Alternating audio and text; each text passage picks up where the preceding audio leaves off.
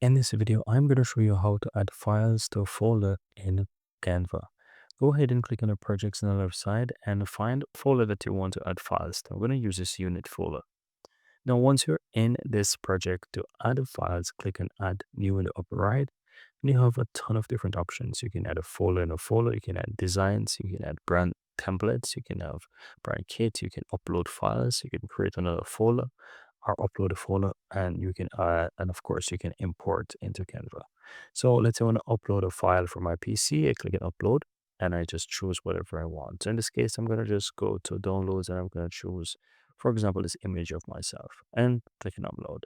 And so this is added into the folder.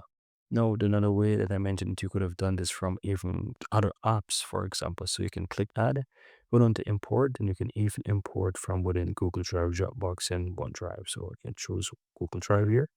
As an example, here you want to connect into Google Drive, and you will be able to click on connect again and then just authorize it by selecting the email address right there and click on continue.